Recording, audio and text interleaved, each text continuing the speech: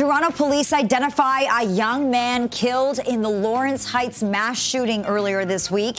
This as Toronto marks National Day Against Gun Violence. New York police are trying to identify.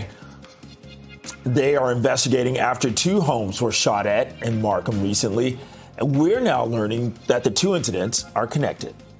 And Toronto's air quality is currently among the worst in the world because of the wildfire smoke. We've got more on the smoky conditions and the city's advice to the most vulnerable. And we're kicking off festival season in Toronto today. We're live at Due West Fest with everything you need to know from the drive to the crowds.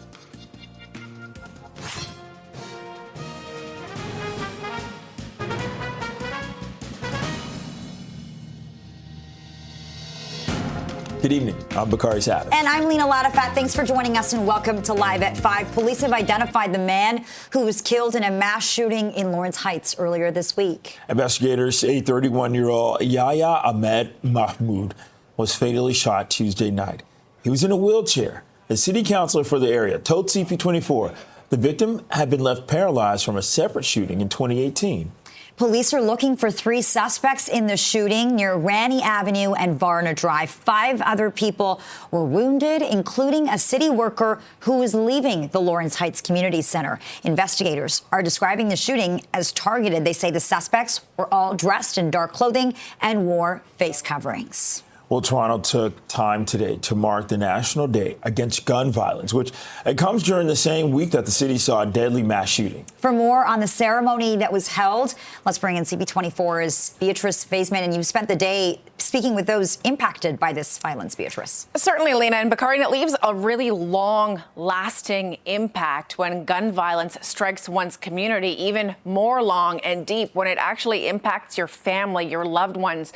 The ceremony at the Peace Garden at Nathan Phillips Square saw a mother who lost her son in a shooting in 2023, talking about her son's legacy, the work she's done since then to try to keep her son's memory alive so that his shooting death doesn't come in vain. This is certainly an issue that impacts all of us across the city. And even though the number of shootings and homicides resulting from shootings are down this year compared to last year, that's not really a fair marker, considering last year was really a record year for shootings in this city. And when you look at gun violence specifically, I mean, today comes at an interesting week for Toronto. We're showing you video from a mass shooting, a deadly mass shooting that happened earlier this week. You just showed our viewers the picture of the victim in that shooting. And Lawrence Heights and the people that I've been talking to who call that community home are absolutely terrified. They're terrified to go out and enjoy a warm evening outside with their family and friends because of what has happened earlier this week. And so we heard today, as I mentioned, a mother who lost her son to deadly gun violence in 2023. And here's a bit of what she told the people in attendance at that ceremony today. Joshua, I honor you, my son. They have thought when they took you that they were going to erase your legacy and your name. But I am here to rewrite your story with ink that will never be erased. And to every soul that have been lost to gun violence, I want to say, I feel you, I hear you, I carry you, and I am here to honor you.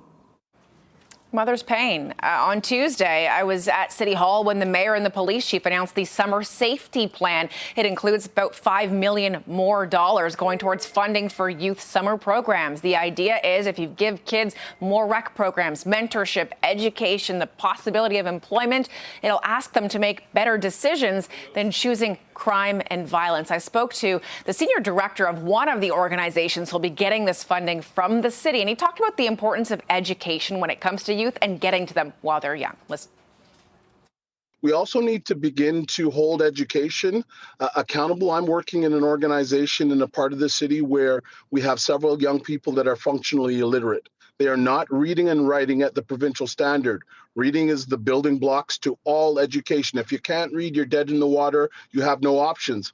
Then so the gunman, the drugman, the carjacker or coordinator comes to you and say, here's an opportunity to make money. You're going to make that money. What the city's trying to do is short circuit that.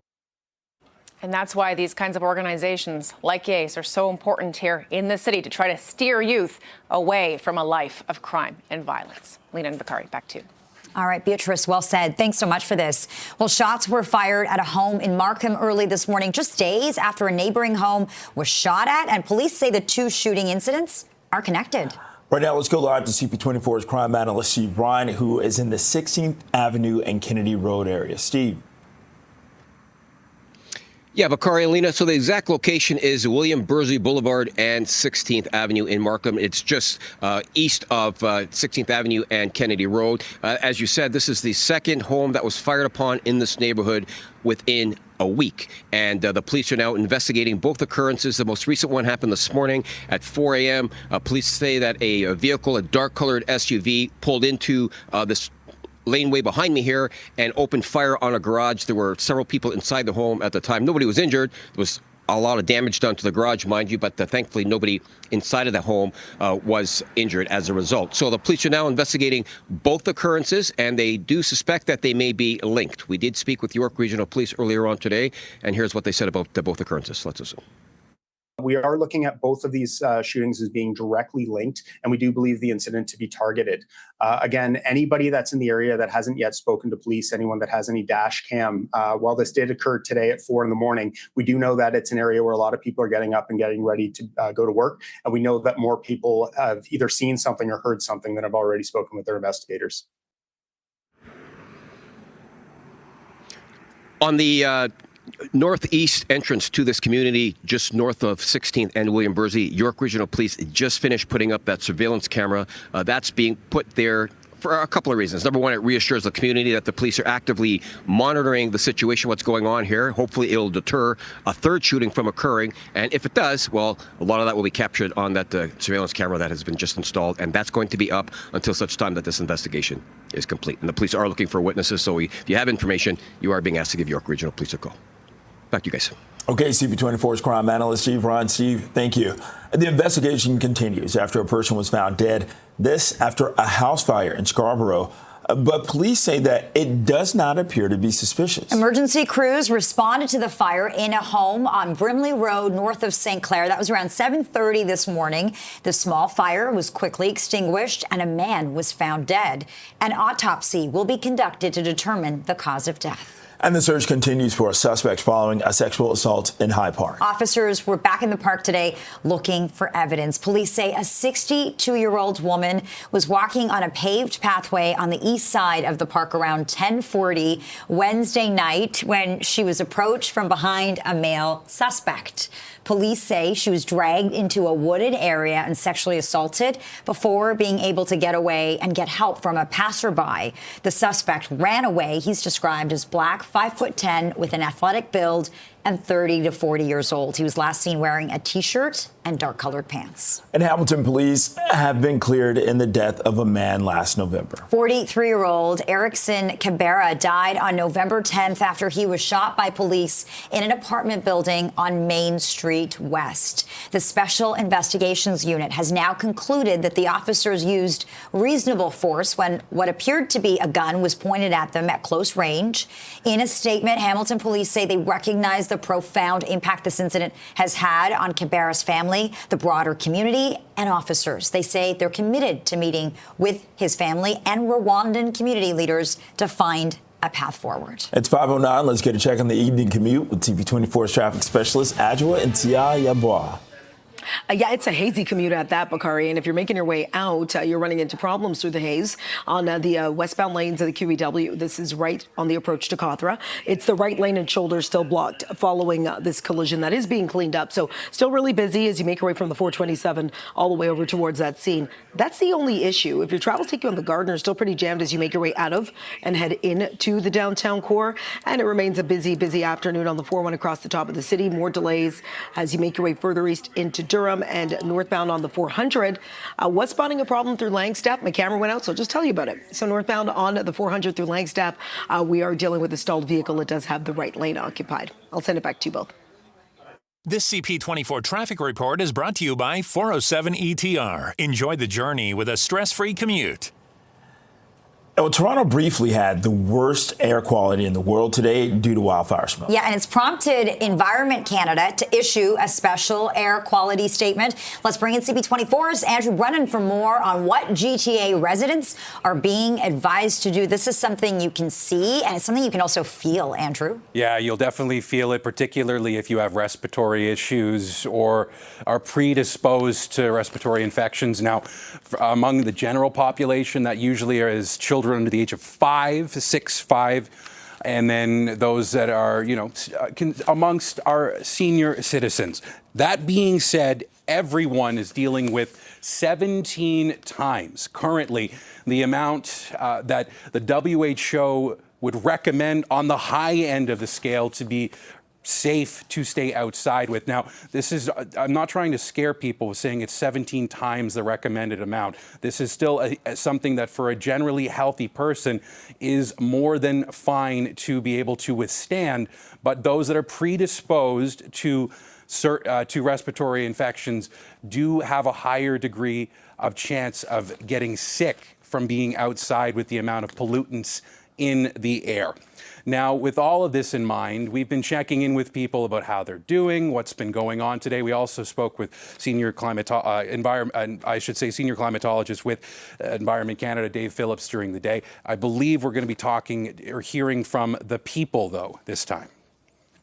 The winds are not strong. It's not pushing the air to another area. It's almost fumigating. The air is stale. We're breathing the same air hour after hour, and it's very persistent. And as it gets more persistent, it becomes more of a health risk to us. So even if you're fit and athletic, you can feel this effects. And if you're seniors or with pre-existing health conditions, like if you have diabetes or respiratory issues, boy, you're going to really smell the smoke.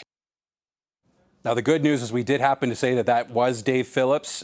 Those were not people we spoke to in the street. But the good news is, Lena Bakari, that even with the air conditioning, when I get embarrassed, I still get sweaty. So I didn't even have to go outside. All right. On that note, Andrew, thanks so much.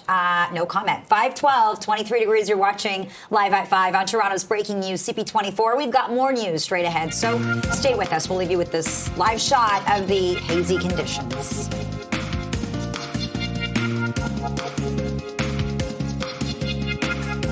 Summer's just around the corner, and that means that street festival season is here. My favorite time of the year, and Due West Fest takes over Dundas West between Ossington and Lansdowne starting this hour. Let's go right to CP24's Sija Liu, who's on Dundas. Tell us more about this party, Sija.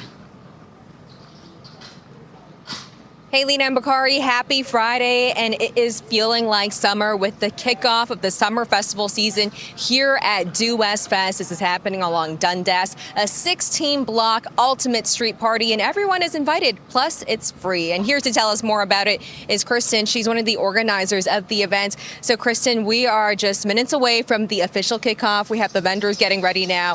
What's so special about this year?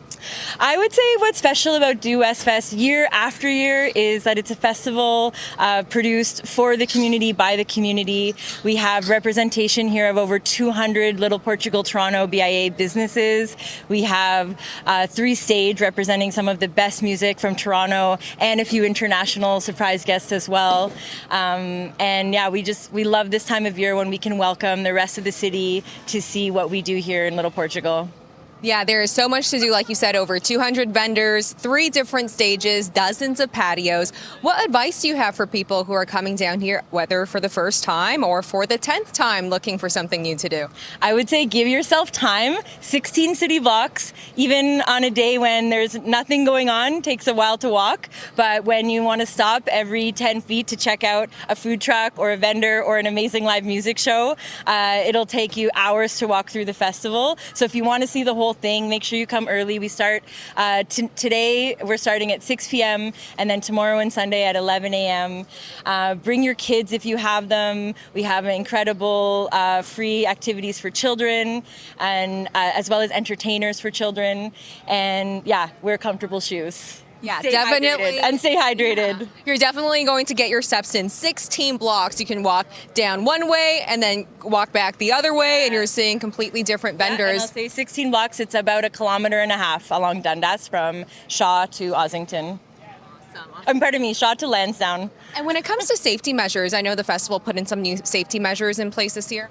Yeah, after the very tragic events that happened in Vancouver at the Lapu Lapu Day Festival about a month and a half ago, I think a lot of festivals across Toronto are re-evaluating what a secure and safe festival looks like. So here at Do West Fest, we've deployed hostile vehicle mitigation units at all our open roadways. So attendees will notice that looks a little bit different, and they're there really for the safety of the crowds.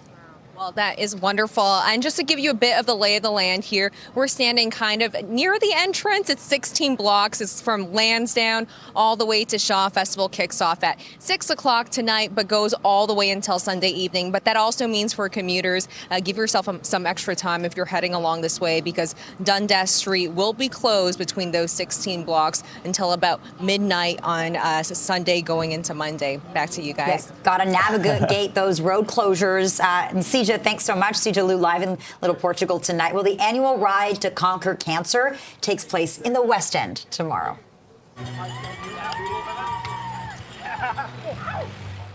More than 3,500 cyclists of all skill levels will travel on one of 6 routes, all to raise money for the Princess Margaret Cancer Center. That will mean that several road closures tomorrow morning in the West Mall and Queensway area will be in effect. Visit CP24.com for a full list of streets impacted by the ride. And maybe all these festivals and events are making you consider taking transit this weekend. Well, a heads up for Line 2 subway riders on that note. Yeah, there will be no service Saturday and Sunday between Woodbine and Broadview due to TTC track work. Shuttle buses will run in place. All other stations other than Chester will be open for customers to purchase fares and connect with service vehicles. Regular service resumes Monday morning. 5:18, 23 degrees. You're watching Live at 5. Premier Doug Ford doubles down on his vision for a tunnel under the 401. We're going to hear from him next.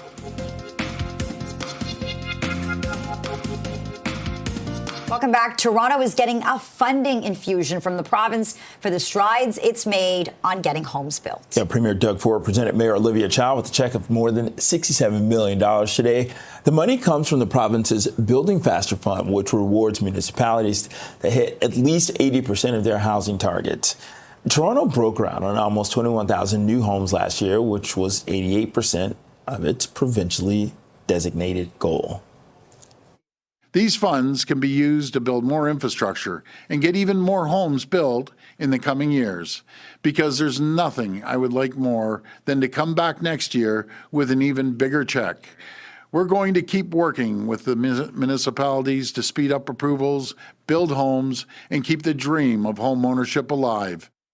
With the New Deal, a year and a half ago, Toronto received the much-needed funds to build more homes. With this big check, we can build even more. We are able to get Toronto moving through public transit investment, and together we are creating a safer, more affordable city. And the Building Faster Fund, it's more than $1 billion program meant to encourage municipalities to speed up approval processes to get homes built more quickly. Well, Premier Doug Ford doubled down today on his plan to build a tunnel under the 401 today. He was asked if the tunnel should qualify as one of the nation-building projects being put forward by the federal government. We're building that tunnel, and at a future date, we'll even put transit right down the middle of the 401. But it's the 401's. I don't even have to sell this. 401's a nightmare. You can't even get around this city. And then outside the city, when you start going west and then you start going east, it's jammed everywhere. So it's jammed because the visionaries that built the highway should have thought of this 40, 50 years ago. Ford sent a letter to Prime Minister Mark Carney in March outlining several projects that he would like to see funded, including the 401 tunnel. Well, the federal government introduced legislation today, it says, will help make the economy stronger and more resilient. Yeah, that bill would eliminate federal barriers to interprovincial trade and labor mobility. The Liberals say the changes would create one Canadian economy instead of 13 separate ones. It would also give the government the power to expedite approvals for major projects that Cabinet deems to be in the national interest. Prime Minister Mark Carney says it's been way too difficult to build infrastructure in Canada and says this new legislation will allow Ottawa to be more proactive.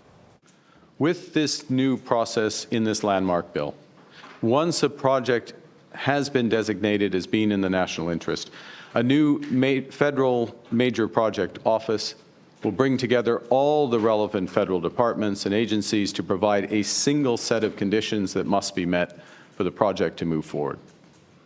Our office will work with the nation-building projects in a streamlined process. Proponents will know what they need to do for final approval on their projects, and that approval coming within a maximum of 2 years. Well, the legislation has a sunset clause that would force the law to be reviewed after 5 years. It's now 5:24, 23 degrees. You're watching Live at 5. Well, coming up, Muslims across the GTA and around the world are celebrating Eid al-Adha.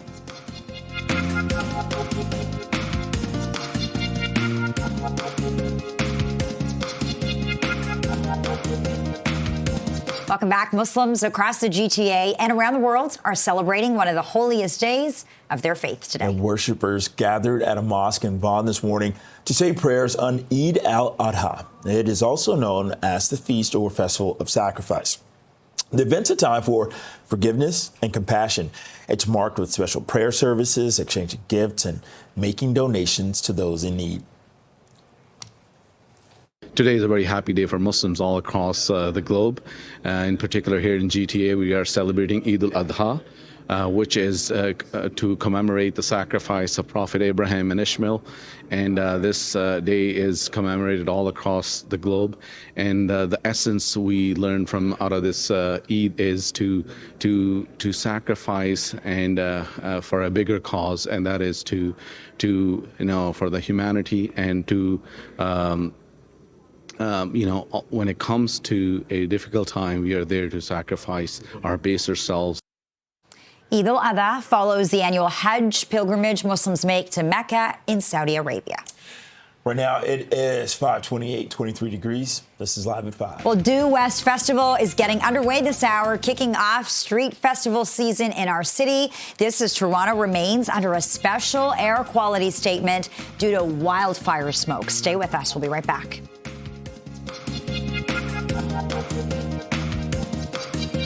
Welcome back. Muslims across the GTA and around the world are celebrating one of the holiest days of their faith today. And worshippers gathered at a mosque in Vaughan this morning to say prayers on Eid al-Adha. It is also known as the Feast or Festival of Sacrifice. The event's a time for forgiveness and compassion. It's marked with special prayer services, exchanging gifts, and making donations to those in need. Today is a very happy day for Muslims all across the globe. In particular, here in GTA, we are celebrating Eid al-Adha, which is to commemorate the sacrifice of Prophet Abraham and Ishmael. And this day is commemorated all across the globe. And the essence we learn from out of this Eid is to sacrifice and for a bigger cause, and that is to for the humanity and to when it comes to a difficult time, we are there to sacrifice our baser selves. Eid al-Adha follows the annual Hajj pilgrimage Muslims make to Mecca in Saudi Arabia. Right now, it is 5:28, 23 degrees. This is Live at 5. Well, Due West Festival is getting underway this hour, kicking off street festival season in our city. This as Toronto remains under a special air quality statement due to wildfire smoke. Stay with us. We'll be right back.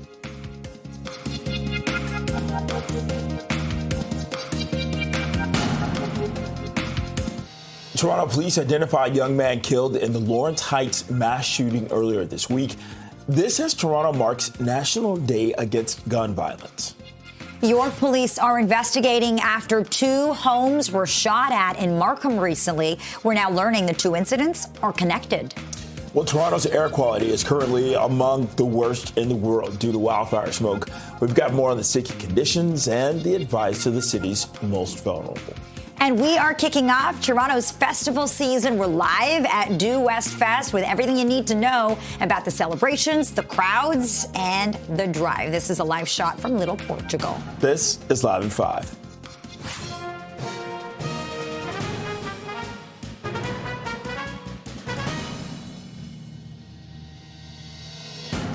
Good evening, and thanks so much for joining us. I'm Lena Latafat. And I'm Bakari Savage. Toronto briefly had the worst air quality in the world today due to wildfire smoke. And it's prompted Environment Canada to issue a special air quality statement. Let's bring in CP24's Andrew Brennan for more on what GTA residents are being advised to do. And as you've been saying all day, Andrew, you're not here to fearmonger. You just want to give people the advice they need, especially those who are the most vulnerable. Yeah, because I want people to think about just how, when you breathe, you normally don't, even if you smell or taste smoke, you don't really know what's going into your lungs and bloodstream. And just with that in mind, the actual amount of particulates under roughly 2.5 nanometers right now and that's the important threshold. Under that, it gets into your lungs. It's 17 times the recommended amount from the World Health Organization. You can, even as we're showing you a far shot right now of the city of Toronto skyline, even if we zoom in, yeah, you can see the bird right there, but you can definitely see the haze.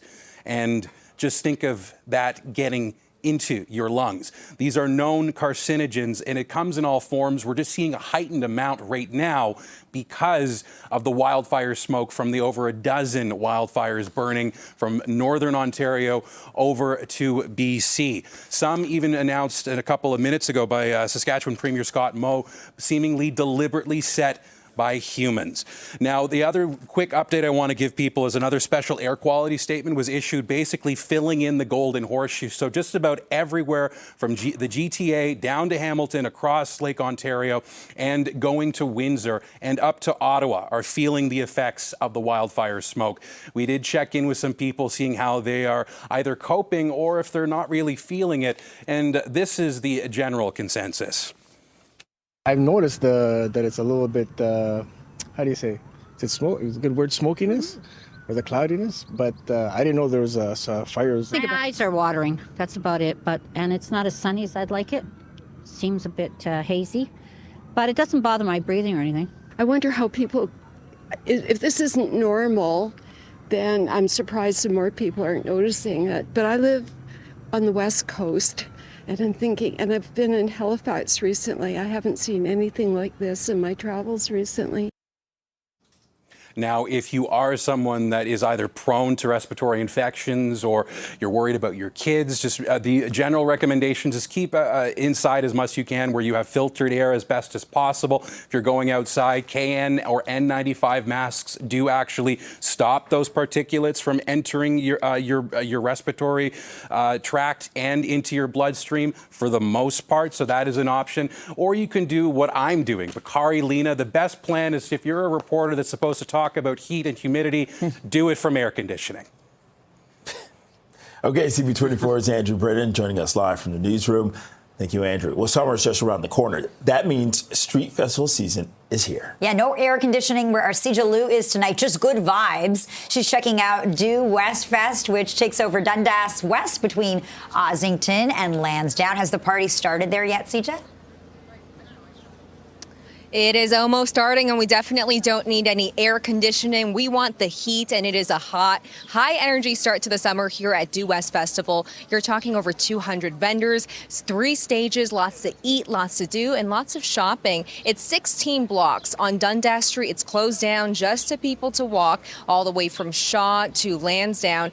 But what is summer without ice cream? I'm standing here at Moon Milk, one of the vendors here, and we're talking to the owners, getting a feel for what Due West Fest is all about. So we have Sarah and Alicia, they're here with us. So how excited are you for Due West Fest, about to kick off in 30 minutes now? Oh yeah, very excited.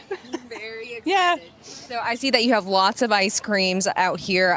You're a permanent store here, but when it's Due West Fest, you get to extend out here. How good is that for business? Oh, it's awesome. It really helps us out for the season, for the summer, and go get through the winter also as an ice cream business. We're kind of a seasonal business, so Due West Fest right outside our front door is really amazing, and it's so much fun, yeah. So this is your time to shine. Tell us about some of the flavors that you have. We have our sorbets. We've got some cherry lime, passion fruit, and strawberry, and then we have some of our favorite flavors that we do during the year, and then some special festival ones. The jasmine taro is really popular. Our guava cheesecake is probably one of the most popular ones. Okay, well, I gotta try a few flavors. I have to ask, maybe the favorite ones, and we'll just get you to talk a little bit more about, how you're preparing for Due West Fest, considering this is your time to shine. Sure. Just like how you're preparing. I know a lot of people are going to be coming by. You make everything in-house. Right. So, I mean, it's kind of just like doing what we do every day, but outside. So it's more like the logistics of how is everything going to be set up outdoors. And obviously we're not like in a self-contained truck. So we literally move our store outside, like kind of as is. So it's like a little bit hairy. We have to move our dipping cabinet outside, and it's kind of like bumping along on the sidewalk. And we have our bakery display out as well. And this is our third year doing it, so I feel like we have a little bit of a handle on like what works and what doesn't. And yeah, that's kind of, and a lot of production, because Alicia and I we do almost all of the production ourselves. So it was just a lot of cranking out ice cream for weeks and weeks ahead of time. And so many cakes. I baked so many cakes. Wow. Okay, well, let's try one of the flavors here. Pick one for me, your top seller. Probably the guava cheesecake. Let's do that one. Okay. You want to try that one? Yeah. So we make our own guava jam, and then it's a cheesecake ice cream base. So there's a little sample. Take a look at this. It's crunchy too, all different colors. That is so good. It's very unique. It tastes so fresh, and I love that you have this just all out here for display. Yeah. Oh, thank you very much. So do you have any advice for people coming down here to make the most out of this festival? I mean, there's so much to see and do. There's a lot of really great independent businesses. I think that's part of the good thing about Dundas West is you don't have like the big box stores. You get to really support all the little guys, and then try something new, which is always nice. And yeah, we've got lots of different flavors. We have a special here. It's a slice of cake and a little ice cream scoop. And you can pick your flavors and, mix and match and try to find the perfect flavor for yourself. So come on down. Well, I definitely want to try some more flavors after that one, because it was amazing. Guava cheesecake, if you come down here, try this one or any of these other ones. Amazing. All right, CP24, Sija Liu, live at Due West Fest. Thanks, Sija. And the annual Ride to Conquer Cancer takes place in the West End tomorrow.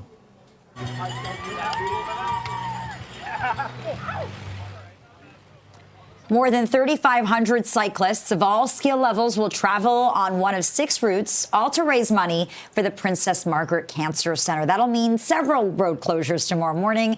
And in the West Mall and Queensway area, you can visit our website, that's CP24.com, if you're looking for a full list of streets impacted by the ride. And a heads up for Line 2 subway riders this weekend. Yeah, lots to keep in mind. There will be no service Saturday and Sunday between Woodbine and Broadview. This is because of TTC track work. Shuttle buses will be running in place, and all stations other than Chester will be open for customers to purchase fares and connect with surface vehicles. Regular service resumes Monday morning. It's 5:39. Let's get a check on the evening commute with CP24's traffic specialist, Ajwa Ntiyayaboa. Aj. Yeah, it continues to be a tough afternoon, but the good news, problems which were slowing the drive on the Niagara and QEW have cleared. We had issues, Niagara and QEW at Cawthra. The right lane was blocked with this long-standing collision. Finally watched that last vehicle clear the scene. Headed towards the Gardner, pretty jammed still, making your way into the downtown core. The westbound lanes are starting to at least thin out, so that's a good thing for drivers headed out that way. Not the best-looking drive on the DVP North, still pretty busy. Bayview blower up to the 401, and quickly taking a peek at your drive on the 401. Slow across the top of the city still, but it looks like all earlier issues have cleared. On city streets, ongoing long-standing collision at the intersection of Lawrence and Midland. I'll send it back to you both. Thanks, Ajwa. It's 5:40, 23 degrees. You're watching Live at 5. Well, coming up, Toronto's marking National Day Against Gun Violence, days after a mass shooting in the city.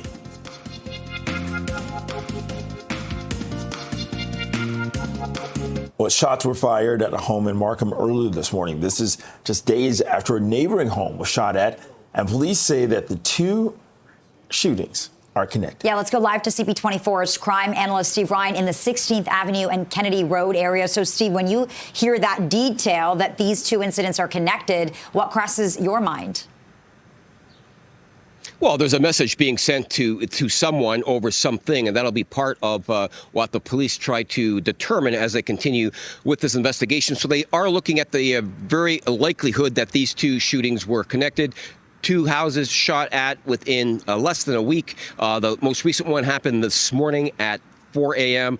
Police say that a black SUV, it's believed to be the same SUV in both shootings, by the way, a black SUV pulled up in an alleyway beside one of the residents here off of William Bursey, which is just east of Kennedy and 16th Avenue. Multiple shots were fired at the garage. There were 5 people inside the home. Nobody was injured, of course, but it is very concerning for this neighborhood when you've got 2 shootings taking place at 2 houses near each other in the same area. Certainly is cause for concern for police as they continue with their investigation. We did speak with York Regional Police earlier on today as well, and here are some of those remarks. Let's listen. The big thing we want to do is get as much video surveillance as possible.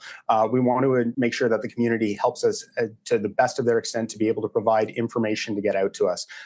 Again, we are looking for a black SUV in both cases. We do know from the first shooting that it was an Audi SUV. The second one, we're still waiting to get additional video to be able to do this canvass. Obviously, in a case that's happened at some time like 4 a.m, this is still fairly fresh. We still have interviews to conduct. We still have additional canvasses to do. So speaking of video surveillance, there is a surveillance camera that was just installed by York Regional Police within the last hour, I would say, and it is on the northeast corner of William Bursey and 16th Avenue. And that's done for a couple of reasons, guys. It's done, number one, to reassure the community that the police are actively investigating this. It gives a community some sort of a sense of security. It also acts as a deterrent if, in fact, somebody's planning to come back to do a third shooting in the same area, and if they happen to be so bold and silly, this one will be captured on this video surveillance that is set up at the intersection as the cars enter and exit. I'll send it back to you guys.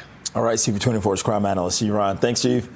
And police have identified the man who was killed in a mass shooting in Lawrence Heights earlier this month. Investigators say 31-year-old Yahya Ahmed Mahmoud was fatally shot on Tuesday night. He was in a wheelchair. The city councilor for the area told CP24 the victim had been left paralyzed from a separate shooting in 2018. Oh, and police are looking for 3 suspects in the shooting near Ranney Avenue and Varner Drive. 5 other people were wounded, including a city worker who was leaving the Lawrence Heights Community Center. Investigators are describing the shooting as targeted. They say the suspects were all dressed in dark clothes and they wore face coverings. And this comes as Toronto took time today to mark the National Day Against Gun Violence, which comes during the same week the city saw a deadly mass shooting. And for more on that ceremony that was held, let's bring in CP24's Beatrice Vaisman. Beatrice. Carolina, a beautiful ceremony, lots of spoken word, poetry read out by community advocates, by people who have been directly impacted by gun violence in the city, including a mom who lost her son in 2023 after a deadly shooting in Scarborough. The mom there on the right side of your screen walking with flowers along with Toronto Mayor Olivia Chow. Today's ceremony and the day to mark the Anti-Gun Violence Day happens on an interesting week here in the city when it comes to gun violence specifically. Firstly, you talked about that mass shooting up in Lawrence Heights. 1 person killed, 5 injured. That shooting has shaken the very core of that community. People that I've been talking to in Lawrence Heights now worried about how they're going to go out and enjoy the next, beautiful evening like today with their friends and their family without fear that there's going to be the next, gun violence happening there. And it comes also in the same week that the mayor announced the summer safety plan, specifically targeting youth to try to deter them from picking up a gun or choosing a life of crime and violence, and instead encouraging them to enroll in rec programs, mentorship programs, and summer day camps, really, as well. So here's a bit of what we heard from one of the advocates who spoke at the meeting today. We are gathered here today to declare peace, to deny violence, to say that we are against guns, but more so, we are for peace. We are for unity. We are for harmony in our communities. We are reclaiming Toronto, and we hope that reverberates as a reclamation of peace and our right to liberty and to existing in harmony with each other. Earlier this week, Police Chief Myron Demke talked about the fact that some of the crime indicators are down this year. Things like shootings, homicides as a result of shootings. In fact, shootings down 44% right now compared to this time last year. But make no mistake, last year was a marquee year. It was a record year for shootings. And we do notice that it seems as though those alleged to have been involved in them keep getting younger. There's been several murders where 14-year-olds, 13-year-olds have been involved or allegedly involved, according to police. And so really, it's up to these organizations, including YACE, one of the organizations getting more funding from the city, to try to target and mentor these youth to get to them before, people who are encouraging them to get into gangs and violence are. And so here's a bit of what I heard from one of these senior directors at one of those organizations. To minor things that then become the gateway to major things, we're able to then engage, assess, and support, right? So everything from mental health to rites of passage, defining manhood, defining womanhood, right? But it starts very early, and we try and identify folks that have indicators where they're going to have those negative complexities in their life should they be left unsupported. And each one of these advocates, Bakari and Lena, are really talking about the fact that this is community effort. It's not just an organization. It's not just city officials. It's not just the police. They've all got to work together to try to get to these young people before they ultimately choose to go down the wrong path. Back to you guys. Okay, joining us live from the newsroom, CP24, it's Beatrice Vaisman. Thank you. Well, the search continues for a suspect following a sexual assault in Hyde Park. Officers were back in the park today looking for new evidence. Police say a 62-year-old woman was walking on a paved pathway on the east side of the park around 10:40 Wednesday night when she was approached from behind by a male suspect. Police say she was dragged into a wooded area and sexually assaulted before being able to get away and get help from a passerby. The suspect ran away. He is described as black, 5'10", with an athletic build and 30 to 40 years old. He was last seen wearing a T-shirt and dark-colored pants. Right now it's 5:50, 23 degrees. This is Live at 5. Coming up, Prime Minister Mark Carney is defending his invitation to India's Prime Minister to the G7 summit. We're going to hear from both sides next. Indian Prime Minister Narendra Modi says that he has accepted an invitation from Prime Minister Mark Carney to attend the G7 summit. Modi says on social media that India and Canada will work together with, quote, renewed vigor. Tensions have been high since former Prime Minister Justin Trudeau alleged agents of the Indian government were involved in the 2023 killing of Sikh separatism activist Hardeep Singh Nijjar in British Columbia. Carney is defending his decision to invite Modi, saying India should be allowed to participate in the summit as it is one of the world's biggest economies. Bilaterally, we have now agreed, importantly, to continued law enforcement dialogue. So there's been some progress on that. It recognizes issues of accountability. I extended the invitation to Prime Minister Modi in that context, and he has accepted. And the summit runs from June 15th to 17th in Kananaskis, Alberta. Well, over in the U.S., President Donald Trump and billionaire Elon Musk are showing no signs of reconciling. Trump today called Musk, quote, a man who has lost his mind, adding he's not particularly interested in speaking with the Tesla boss directly. There have been reports that Musk wants to speak with Trump. Relations between the two men fell apart this week. This happened when Musk criticized Trump's tax cut and spending bill, which he claimed could spark a recession. 5:54, 23 degrees. This is Live at 5. Well, after winning Game 1 in overtime, the Edmonton Oilers will try to do it again when they take on the Florida Panthers in Game 2 of the Stanley Cup Final tonight.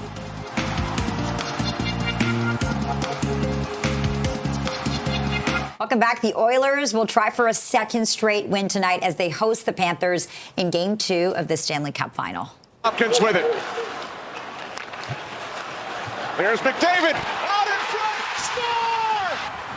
Edmonton is coming off of a dramatic 4-3 overtime victory. This was on Wednesday. The Oilers trailed 3-1, but dominated the third period and OT before Leon Draisaitl's winner. So puck drop tonight in Edmonton, set for 8 o'clock. And TSN Radio's Matt Cauz says he was really impressed with the Oilers in Game 1. I said Florida was going to win in 7. I'm going to stay with that prediction. I might flip-flop. But last year, Draisaitl wasn't healthy. Rib injuries, hand injuries, didn't score a goal. And then what did he do a couple nights ago? He got the first goal. He scored the one in overtime. And on that first goal, just the amount of work he did on the forecheck. And then the other star, Connor McDavid, with the primary assist on both of those goals, was so critical. And for the second year in a row, the town of Newmarket has created Connor McDavid Square. This is a look at Oilers fans braving the elements to cheer on the team for Game 1. Viewing parties will be hosted at Riverwalk Commons for Games 2 through 6. And if a Game 7 is needed, it'll move to the Magna Center. Admission, by the way, is free. And about 60 Toronto kids are sporting some new rides today thanks to a new partnership. The kids introduced to their brand new bikes today. Toronto Police, the charity, new kindness and safety specialists.